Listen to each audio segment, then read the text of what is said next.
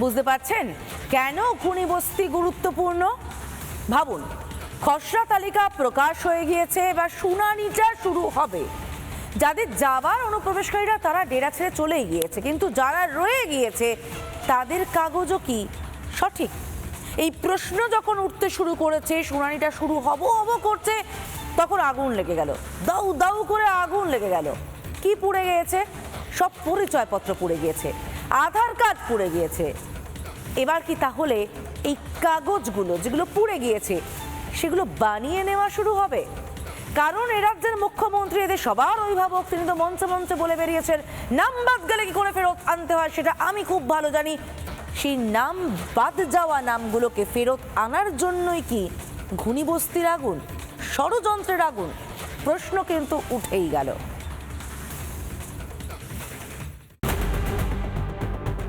সেখানে ক্যানেল ছিল, ওখান থেকে জল নিয়ে কিন্তু আগুনটা নেভানোর ব্যবস্থা করতে পারতো।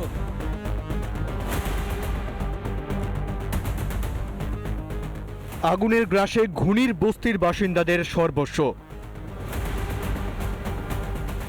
বস্তিকে গিলে খাচ্ছিল আগুন, অথচ দীর্ঘ সময় দেখা ছিল না দমকলের। দেরিতে যাওবাক দমকলের ইঞ্জিন পৌঁছালো, তাও যেন ঢাল তরোয়ালহীন নিধিরাম সর্দার। এই মুহূর্তে সেই ছবিটা স্থানীয়রা তারা পাইপলাইন গার্ড করে রেখেছেন যাতে কোনো রকম ভাবে জল না বেরিয়ে যায়। আপনারা যদি এটা সরিয়ে দিচ্ছেন, জল বেরিয়ে যাচ্ছে তো। হ্যাঁ দেখুন, তোমরা দেখুন, জল বেরিয়ে যাচ্ছে তো। কি বলবো, জল বেরিয়ে যাচ্ছে, জল বেরিয়ে যাচ্ছে। জল বেরিয়ে যাচ্ছে। আপনাদের আটকে রাখতে হবে। আমাদের মধ্যে চাপলে হচ্ছে। পাইপলাইন ফাটা। ফাটা আছে, পাইপ ফাটা কাটা আছে। কি অবস্থা আমি একটু দেখতে চাই এই মুহূর্তে একটু ছবি দেখাও। রোহিত এই মুহূর্তে দমকলে আগুন নেভানোর জল নেই, অথচ মেসের মূর্তি ধুতে এই দমকলের জলের অভাব হয় না। পরিস্থিতি নিয়ন্ত্রণে আসার আগেই সর্বস্ব হারা বস্তিবাসীরা, ছাই তাদের নথিও। আমরা একদম মানে খুবই অবস্থা খারাপ। মানে আপনার যা আই কার্ড, আধার কার্ড সব পুড়ে গেছে। মাধ্যমিক, উচ্চ মাধ্যমিক, গ্রাজুয়েশন যারা পড়াশোনা করেছে সে সার্টিফিকেট তো পুড়ে গেল। সবই যাবে, মানে ঘরের কিছু নেই, সব ভস্ম হয়ে গেছে, একটাও থেকে। এই কলোনির আনাচে কানাচে ডেরা বেঁধেছিল অনুপ্রবেশকারীরা, এসআইআর এর গুঁতোয় যারা এই মুহূর্তে বাংলা ছাড়া। তবে কি সর্বহারা বস্তিকে ঢাল করে সেই অনুপ্রবেশকারীদের বাঁচাতে চাইছে তৃণমূল? কেউ এখান থেকে বিতাড়িত হবেন না, নিশ্চিন্তে থাকুন। আর বিতাড়িত করলে যদি বর্ডার থেকে কাউকে করে, আমি যেমন মৎস্যজীবীদেরও ফিরিয়ে আনি, তাদেরও কোর্টে কেস করে ফিরিয়ে আনি।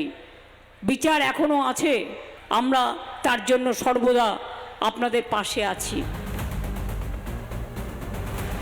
যদি দেখা যায় যে কালকে মমতা ব্যানার্জি বা তৃণমূল ঘোষণা করলো যে ওখানে ক্যাম্প করে যাদের নথি পুড়ে গেছে তাদের নথি বানিয়ে দেওয়া হবে, তাহলেই এই সন্দেহের নিরসন হয়ে যাবে। এই ভোট ব্যাংক বাঁচাতে আগুন লাগা, বন্যা হওয়া, অনেক কিছুই উনি করাতে পারেন। খুনি বস্তি প্রান্তিক মানুষের মাথা গোজার আশ্রয়। তাদের নথি কি ইচ্ছে করে পুড়িয়ে দেওয়া হলো?